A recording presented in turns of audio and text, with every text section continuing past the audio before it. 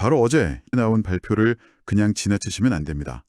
서울시가 8곳의 새로운 주택 재개발 후보지를 선정했거든요. 네, 이게 단순히 8곳 추가됐다. 이런 뉴스 헤드라인 이상의 의미가 담긴 발표입니다. 아, 그런가요? 네.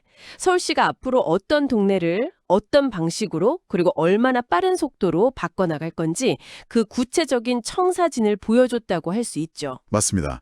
그래서 오늘은 이 8곳의 목록을 그냥 쭉 나열하는 걸 넘어서요. 저희가 받은 자료들을 가지고 뭐랄까 함께 사건을 파헤쳐보는 탐정처럼 한번 깊이 들여다보려고 합니다.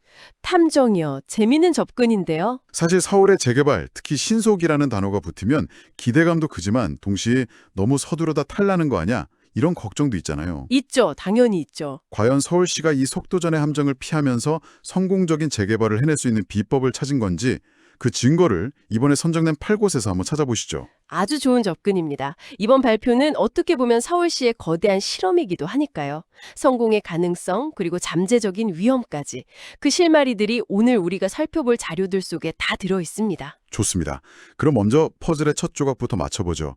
도대체 어느 동네들이 이번 기회의 주인공이 됐을까요? 서울시가 25년 제6차 주택재개발 후보지 선정위원회를 통해서 최종 선정한 8곳입니다. 네, 이걸로 서울 시내 신속 통합기획 재개발 구역은 총 144곳으로 늘어났습니다. 144곳? 와, 정말 엄청난 숫자죠. 그렇죠. 서울 지도에 144개의 점을 찍는다고 한번 상상해 보세요. 도시 전체가 지금 동시다발적으로 변화의 소용돌이 속에 들어갔다고 봐도 과언이 아닙니다. 그 144개 중 가장 최신 멤버들 바로 소개해드리겠습니다. 금천구 독산동에 2곳, 979번지 일대와 1022번지 일대가 있고요. 네. 영등포구 신길동 90-31번지 일대, 성북구 정릉동 16-179번지 일대, 성동구 행당동 300-1번지 일대, 그리고 마포구 신수동 250번지 일대, 강북구 수유동 310-15번지 일대, 마지막으로 은평구 신사동 300번지 일대입니다. 여기서 벌써 흥미로운 패턴이 몇 가지 보입니다. 바로요? 저는 그냥 지역 이름만 쭉 읽었는데 어떤 패턴이죠? 예를 들어 금천구에서만 2곳이 한꺼번에 선정된 거 이런 것도 의미가 있나요? 바로 그겁니다. 특히 그 독산동 1022번지 일대는요. 그냥 툭 선정된 게 아니라 자료를 보면 이미 먼저 선정된 다른 재개발 사업지랑 딱 붙어 있습니다. 아, 바로 옆 동네군요. 네, 이건 서울시가 점이 아니라 면으로 개발의 그림을 그리고 있다는 뜻이에요. 따로따로 개발하면 도로도 좁고 기반시설도 비효율적일 수 있는데 두 구역을 하나로 묶어서 생각하면 훨씬 더 체계적인 계획, 예를 들어 넓은 공원이나 관통도로 같은 걸 만들 수 있게 되죠. 아, 시너지 효과를 노린 거군요. 맞습니다. 도시계획의 시너지를 노린 아주 전략적인 선택인 겁니다. 와, 잠시만요. 그럼 이걸 정리해보면 단순히 낡은 동네의 순서대로 그냥 도장을 쾅쾅 찍어주는 게 아니라 일종의 개발 포트폴리오를 짜고 있다는 거네요. 그렇죠. 방금 말씀하신 도시계획 시너지라는 기준이 하나 나왔고요. 또 다른 기준들도 있겠죠? 자료로 보니까 유독 눈에 띄는 숫자들이 있거든요. 네, 아마 은평구 신사동 300번지 일대 자료를 보고 계신 것 같네요. 맞습니다. 노후도가 83%. 이건 동네 건물 대부분이 낡았다는 뜻인데 더 충격적인 건 주택 중 73%가 반지하라는 대목입니다. 73%요? 네, 73%입니다. 아니 이건 그냥 몇 집이 그런 수준이 아니라 동네 주민 대부분이 땅 아래나 지상에 걸쳐서 살고 있다는 얘기잖아요. 그렇죠.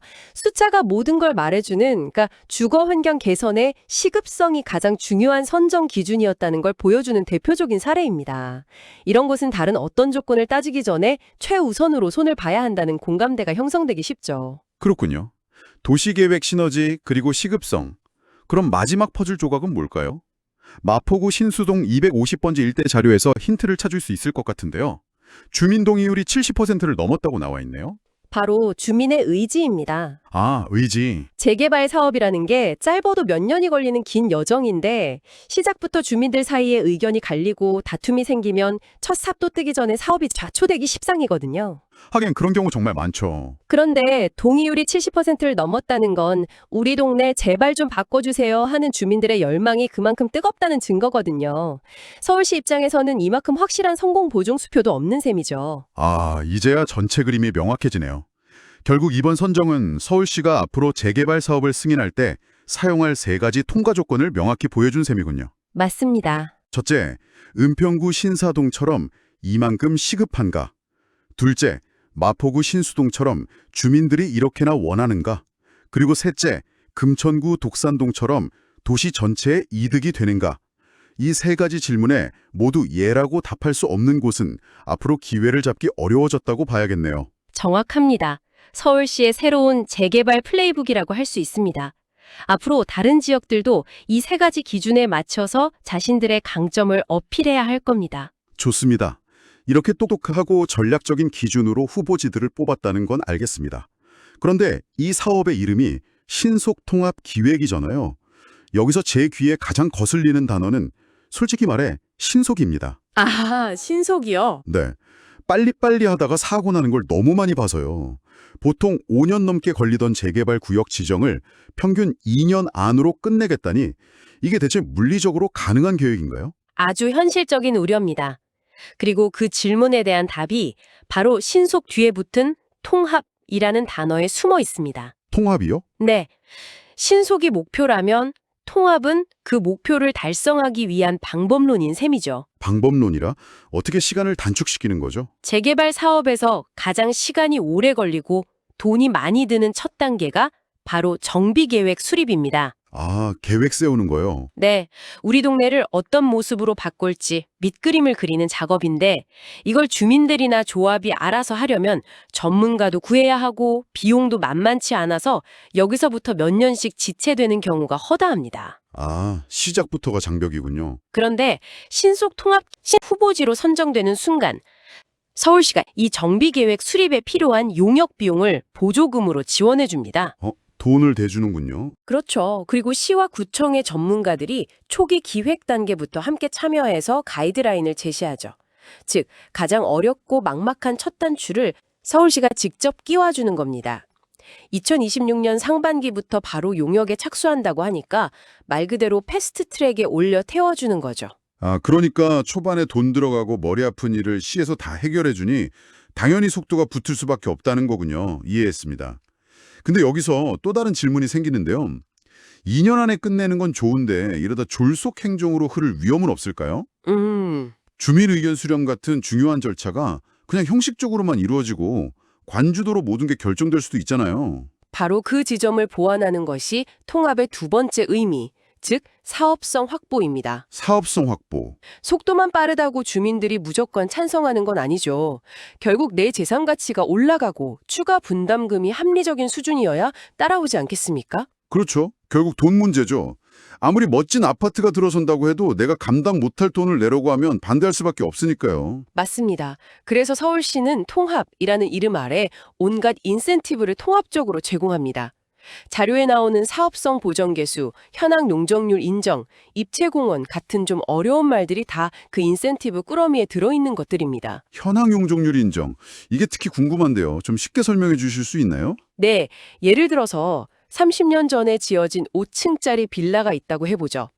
그때는 법적으로 5층까지 지을 수 있었는데 지금 법으로는 그 땅에 4층까지만 지을 수 있게 바뀌었을 수 있습니다. 아, 내 집이 한 층 날아가는 셈이네요. 와. 바로 그럴 때 현황 용적률 인정을 적용해 주는 겁니다.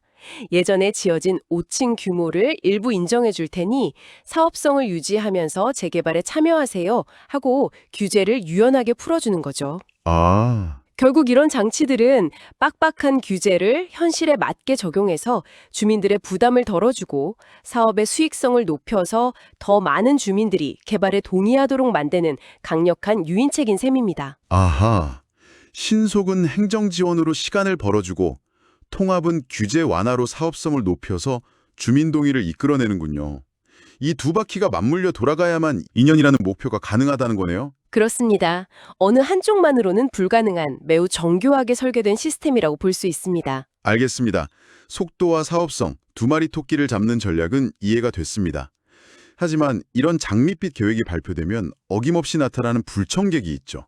바로 투기 수요입니다. 아, 그렇죠. 어디가 개발된다더라 소문만 나도 집값이 들썩이고 꾼들이 몰려와서 이른바 지분 쪼개기 같은 꼼수로 한몫 챙기려 하잖아요. 네, 맞습니다. 정작 그 동네에 오래 살던 원주민들은 오른 집값 때문에 쫓겨나고요. 서울시는 이 문제에 대해 어떤 방파제를 세웠을까요? 서울시도 그 점을 가장 경계하고 있습니다. 그래서 후보지 발표와 동시에 거의 투기 방지 3종 세트라고 부를 만한 강력한 조치들을 동시에 발동시켰습니다. 3종 세트요? 네, 빈틈을 주지 않겠다는 의지가 아주 강하게 보입니다. 재미있는 표현이네요.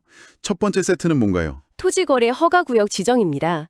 이제 이 8개 구역에서 부동산을 사려면 구청장의 허가를 받아야만 합니다. 허가를 받아야 한다. 내가 이 집에 실제로 살 겁니다 라는 걸 증명해야 허가가 나옵니다.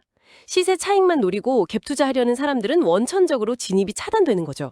일단 투기꾼들의 자금 줄부터 막아버리는 거군요. 강력한데요? 두 번째는요? 두 번째는 권리 산정 기준일 고시입니다. 이게 바로 지분 쪼개기를 막는 핵심 무기입니다. 아, 지분 쪼개기. 네. 서울 특정 날짜를 딱 못 박아서 고시하는데요. 이 날짜 이후에 기존 주택을 허물고 여러 세대가 사는 빌라를 새로 짓거나 땅을 여러 개로 쪼개서 집주인 수를 늘려봤자 새로 생긴 집주인에게는 아파트 입주권을 주지 않는 겁니다. 아, 타임라인을 딱 그어놓고 그 이후에 들어와서 잔꾀를 부리는 건 전부 무효 처리해버리겠다. 이건 정말 작정하고 만든 투기꾼 출입금지 팻말이네요. 맞습니다. 마지막 세 번째는 건축 허가 제한으로 쐐기를 박습니다. 권리 산정 기준일과 비슷한 맥락인데 지분 쪼개기를 할 목적으로 낡은 집을 허물고 새 건물을 짓는 행위 자체를 제한해서 아예 그런 시도조차 못하게 막는 겁니다. 와, 토지거래 허가로 돈줄을 막고 권리 산정 기준일로 꼼수를 막고 건축 허가 제한으로 아예 새로운 판을 짜는 것 자체를 막는다. 이 세 가지가 동시에 작동하면 투기 세력이 발붙이기 정말 어려워 보이네요. 그렇죠. 개발의 이익이 원주민들에게 돌아가도록 하겠다는 의지가 느껴지는 대목입니다. 네. 이런 강력한 장치가 없다면 신속이라는 장점이 오히려 투기를 부추기는 독이 될 수도 있기 때문에 반드시 필요한 조치들이라고 봅니다. 맞습니다. 그런데 이번 위원회 결정 자료를 보니 새로운 희망을 준 것만 있는 게 아니더군요. 기존 후보지 두 곳을 명단에서 제외하는 어떻게 보면 누군가에겐 실망스러운 결정도 함께 내렸다는 점이 눈에 띕니다. 네, 그 부분도 이번 발표에서 우리가 놓치지 말아야 할 아주 중요한 시사점입니다.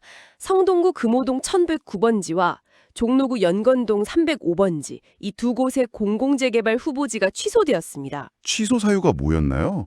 사업성이 부족했나요?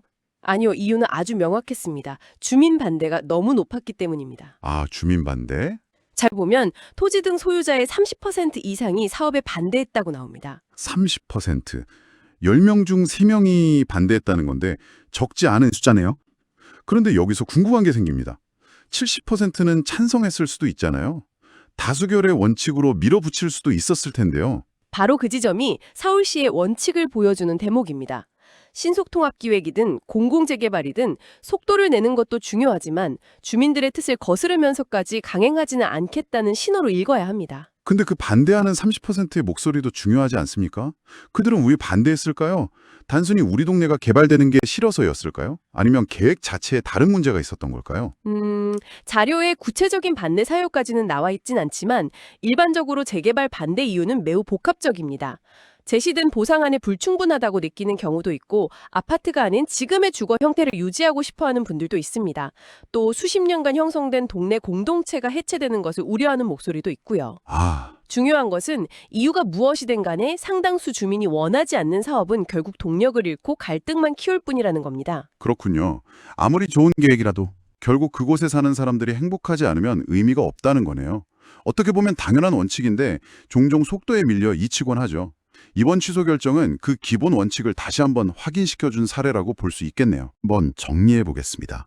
서울시가 시급성, 주민의지, 도시계획 시너지라는 세 가지의 명확한 플레이북을 가지고 8곳의 새로운 재개발 후보지를 선정했습니다. 그리고 신속통합기획이라는 제도를 통해 행정 지원으로 사업 기간을 5년에서 2년으로 단축하고요. 동시에 각종 규제 완화라는 인센티브로 사업성을 높여 주민 동의를 이끌어내는 정교한 투트랙 전략을 구사하고 있습니다. 하지만 속도전의 부작용인 투기 수요를 막기 위해 토지거래 허가구역, 권리 산정 기준일, 건축 허가 제한이라는 3중 방화벽을 즉시 가동했고요. 네. 동시에 주민 30% 이상이 반대하는 곳은 과감하게 사업을 취소하면서 사업의 가장 중요한 열쇠는 결국 주민동의라는 원칙을 재확인했습니다. 최진석 서울시 주택실장의 말처럼 이번 조치는 신속한 주택 공급과 더 나은 주거 공간이라는 두 마리 토끼를 모두 다 버려는 서울시의 강력한 의지를 보여줍니다. 사업성이 있고 주민 호응이 높은 곳에 힘을 실어주고 그렇지 않은 곳은 과감히 정리하는 선택과 집중 전략이 앞으로 서울의 재개발 지도를 어떻게 바꿔나갈지 주목해 볼 필요가 있습니다. 이번에 선정된 8곳을 포함해 총 144곳에서 이제 빠른 속도로 변화가 시작되겠군요. 낡고 불편했던 주거 환경이 개선되고 새로운 주택이 공급되는 긍정적인 효과는 분명 기대가 됩니다. 그렇죠. 하지만 오늘 우리가 나눈 이야기의 끝에서 이런 질문을 한번 던져보면 어떨까 싶습니다. 네. 우리가 재개발을 통해 얻으려는 것이 단순히 새 아파트뿐일까요? 그게 무슨 말씀이시죠? 이런 빠른 변화의 흐름 속에서 수십 년간 쌓여온 동네의 역사, 골목길의 정취, 간의 관계 같은 눈에 보이지 않는 가치들은 어떻게 지켜나갈 수 있을까요? 개발의 속도와 우리가 지켜야 할 가치 사이의 균형점은 어디일지, 144곳의 재개발이 완성될 즈음 서울은 과연 더 살기 좋은 도시가 되어 있을지 한 번쯤 생각해 보시는 것도 오늘 이 논의의 의미 있는 마무리가 될 것 같습니다.